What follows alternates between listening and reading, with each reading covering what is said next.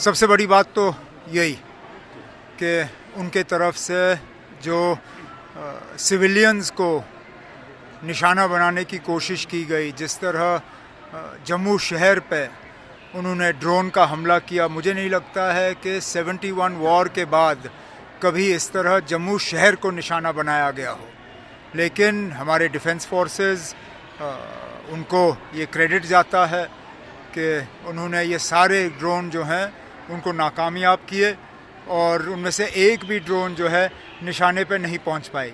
हालांकि उन्होंने जम्मू में कई सारे इलाके, यहाँ तक कि खबर ये आई है कि कश्मीर में भी अनंतनाग में जो एम्यूनिशन डिपो है उसको भी टारगेट करने की कोशिश की, लेकिन उसमें भी वो नाकामयाब रहे।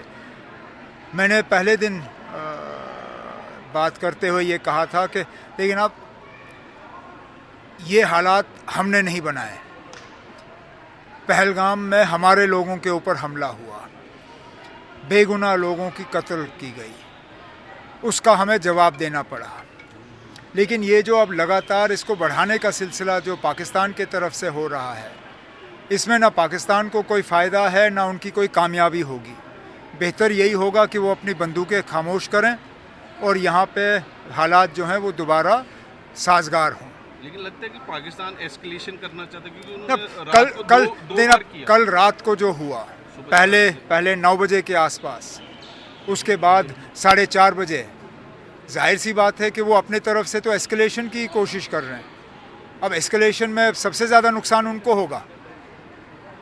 उनको थोड़ी सी अब अपने अकल से काम लेनी चाहिए और ये एस्केलेशन के बजाय उनको डी एस्केलेशन के तरफ जो है तवज्जो देनी चाहिए। सर, पुंछ में काफ़ी लोग हमारे मारे गए, बहुत नुकसान हुआ है पुंछ में, इंजर्ड भी हुए। पुंछ शहर में बहुत ज़्यादा नुकसान हुआ है और वहाँ कैजुअल्टीज़ भी सबसे ज़्यादा पुंछ से हुई हैं, इंजरीज़ भी सबसे ज़्यादा पुंछ से हुई हैं। अभी जहाँ मैं जम्मू अस्पताल में था तो सारे जो ज़ख्मी वहाँ अस्पताल में हैं वो सारे पुंछ से हैं। एक जो बहुत ही ज़्यादा सीरियसली इंजर्ड थे उनको पीजीआई चंडीगढ़ शिफ्ट करके आज सुबह उनकी वहाँ सर्जरी हुई। पुंछ में तो हालात बहुत ही ख़राब है। मेरे डिप्टी सीएम कोशिश कर रहे हैं पुंछ पहुँचने की, अगर वो पहुँच पाए तो वो वहाँ लोगों से मुलाकात करेंगे। सर, आपने आज दौरा भी किया, सब जो कैंप्स है, तो किस तरह की फैसिलिटीज़ अभी प्रोवाइड अब जितना हम कर सकते हैं कर रहे हैं। दिन में 3 बार खाना, 2 बार चाय, बाकी सैनिटेशन की फैसिलिटीज़, हर कैंप में मेडिकल का कैंप लगा हुआ है, डॉक्टर तैनात हैं, दवाइयाँ हैं, ट्रांसपोर्ट का अरेंजमेंट रखा हुआ है, एम्बुलेंस रखी गई है। तो हमारे तरफ से, मैं जानता हूँ ये आइडियल सिचुएशन नहीं है, ये लोग तो चाहेंगे अपने घर में रहें, लेकिन फ़िलहाल ये हमारी मजबूरी है कि हमें उन्हें यहाँ लाना पड़ा।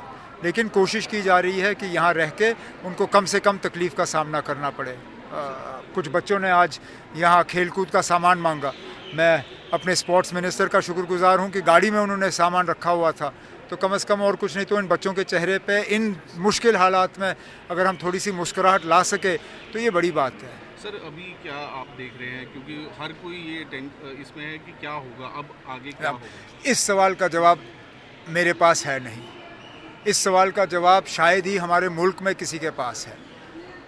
पहले तो पाकिस्तान को तय करना होगा कि वो किस तरह के हालात चाहती हैं। अगर वो चाहती हैं कि उनके ड्रोन का मुकाबला हमारे ड्रोन करें, फिर तो हमारे ड्रोन उनसे कई गुना ज़्यादा हैं। हमारे पास हर हथियार जो है उनसे ज़्यादा है। उनका नुकसान ही नुकसान है इसमें। तो इसलिए मैंने कहा उनको अकल से काम लेना चाहिए। वो अपने बंदूकें शांत करें, यहाँ से बंदूक खुद ब खुद शांत हो जाएगा।